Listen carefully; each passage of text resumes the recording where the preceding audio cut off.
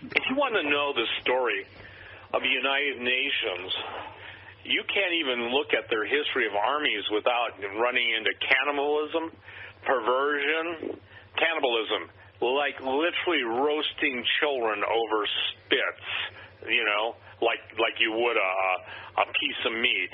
The abuse of women, the absolute pillaging of nations.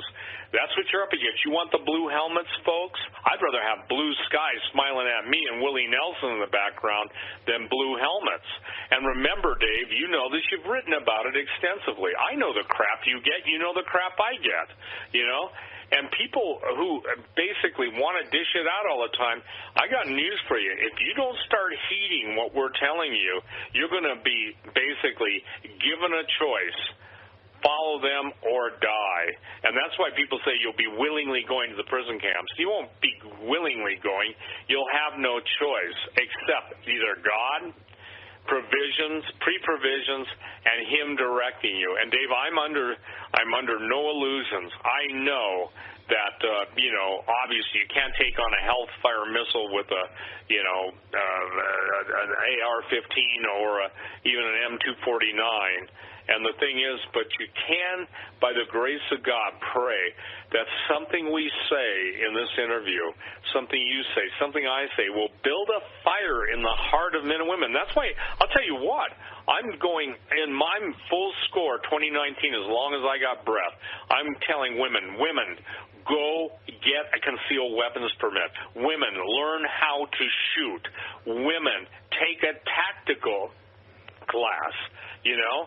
And I really would, I think the gun companies, I think the people that are shooting sports, writers, hunters, etc., need to put a kitty together, have some third party, and give women free concealed weapons permit classes. I did it on a small scale. I think I did a dozen or whatever. But the point is that women, your enemies, the women who cover up from head to toe, they're being pictured holding AK-47s trigger ready, obviously finger out of the trigger guard, but right ready to rock and roll. And by the way, those AK-47s, those are full auto AK-47s. They're not semi-automatic sporting rifles. So, Dave, we're a nation of hypocrites. We're a nation of denialists. We're a nation that has absolutely lost our way. We're a nation that has forsaken the fountain of living water, the living God, and we're basically we're holding broken tea kettles, or as the prophet said, broken cisterns that can hold no water. And so as the days get darker, the only thing I can tell people is this: it's going to get to the point where your relationship with Jesus is what will keep you from losing your mind. Your relationship with Jesus will keep you in a direction and going. And Jesus said, don't fear him who can kill your body, but fear him who can cast you into hell, God the Father. But again, there is no fear of God in the land, so hell is irrelevant. And that's the problem with America, where we once honored and revered the living God. There is no fear of the Lord in the land. There is no reverence for it. And we who know better have allowed those trolls in the troll pit, those weak, emasculated femme fatales who should not be standing in the congregation of the Lord, to get up there and on Sundays, flee, ladies and gentlemen, flee. If you're in one of those places, flee. Because at some point, those guys who have sold out Jesus and have sold the gospel down the drain, they're going to become targets for everyone. And I would advise you, the last place you want to be is in a lukewarm church when the fur begins to fly. Well, I mean, it can be anything. I don't have a specific, Dave, but I think that people need to look at asymmetric warfare, too, instead of just, Russian U.S. pilots encountering each other, or a ship missile from the Chinese Navy going after the U.S. Navy. I think we're going to see a biological pathogen release that's going to accelerate into the tens of thousands of deaths. Not Ebola, 300 deaths, that's nothing. But I think we're going to see, and concurrently with that, I think we're going to see if Dimitri Duduman's vision is on, D-U-D-U-M-A-N, Dimitri Duduman, Hand of Health Vision, I think you're going to see the first strike. I think the Civil War, and I mean Civil War, shooting between the factions in this country, when it goes into high gear, that's when we will get it. And I think we'll see a specific event I'm looking for is a nuclear storage facility with espionage being blown up. Because that would indicate Reagan's statement, perhaps the nations of the world would have to bow for an extraterrestrial menace. I don't see that right now. What I do see, Dave, is this: a provocative action taking place. It could still be North Korea, okay? But it will involve a nuclear explosion. And I've told everybody this. When a nuke goes off any place in the world, that's when you hunker down, because it only gets worse from there.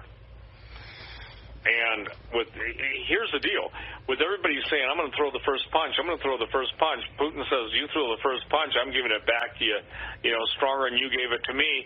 And when you're talking about nuclear submarines, nuclear torpedoes that use hypercavitation that can go hundreds of miles an hour underwater, because the supercavitation creates an air bubble, and the weapons that we don't even know exist. And I would tell you this, Dave, it's my contention that because of the nature of neutron bombs, I've said it, I believe the neutron bombs will go off, and there'll be mass death, and people will have heard of a big explosion. But even after a neutron explosion, there's a point where your Geiger counter, survey meter would register nothing, and people will be dumbfounded. That's why I believe that's how it's going to happen. I don't know where, but I believe it'll be with a neutron bomb that it first goes off. How about this? We know that Israel moved 80 of their fighters to Cyprus. We know that their airborne command system was placed up. We know that they were headed to Lebanon. We know that the Syrians said that any attack on their bases would be reciprocated against Israel's bases. And no matter whether you like the Jews, hate the Jews, believe Israel's the real Israel, believe it's not it doesn't matter. That area of the world is a tinderbox. And that's where my guess is that something that is an unanticipated event is going to take place. Everybody would put it in the context of what I just spelled out, but I think there's an unanticipated, and I think Turkey could be the wild card. Do you think Israel will be the antagonist like so many people are saying? Well, how do I say this? I believe, let me make my position on all this stuff clear, because I think it'll help everybody understand. I believe that Satan is the master chess mover. I believe the fallen angels are the ones that control the leaders of all countries, including Israel. I believe all the chess pieces are being moved into place. I believe that all these people, and I'm on record saying this, that are saying, oh, the third temple, isn't it wonderful? They're going to dedicate it to Sanhedrin. People, that's the worst thing in the world. Jesus taught us that our bodies are the temple of the Holy Ghost. When that temple is built, the Antichrist comes on the scene. If there has to be a war before the Antichrist comes on the scene, then that tells everybody how close we are. So I'm saying this. I'm saying that because of Israel's not accepting Jesus Christ as Messiah, they will accept a false Messiah in order to build the temple to bring on who they believe the Messiah. And you know what Jesus said? I came, ye received me not, but another will come claiming to be me, him ye will receive. So, Dave, I'm telling you this, with the temple and all the emphasis on the temple being built, and I'm one of those Christians that thinks, I pray, God, open the eyes of your people. They don't get who's coming into the temple. It isn't Jesus, it's the Antichrist, and Antichrist means in place of Christ. So if the acceleration of the temple, that's a good indicator for everybody, that cannot take place, what we just described, until the Antichrist comes on the scene as a man of peace. The United Nations will give their entire power over unto the beast. And Dave, it wouldn't surprise surprise me if it's an alien, sitting behind the screen, and he comes out and he looks like he just stepped out of Rod Serling's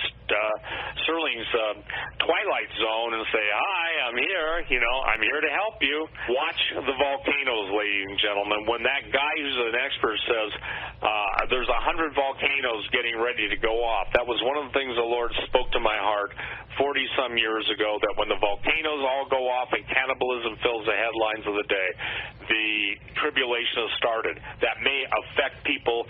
How dare I say that? Hey, I'm just telling you who told me to say it. The point being is Tambora. Look at Mount Tambora. Krakatoa has erupted. It is yet to explode.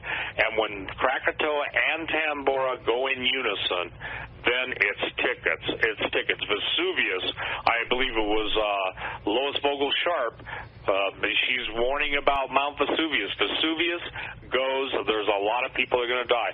Dave, it's going to be beyond anybody's ability, mine or yours, as much as we think we can detail it, to spell it out. But people better get set, because it's on us now. It doesn't wait for the future.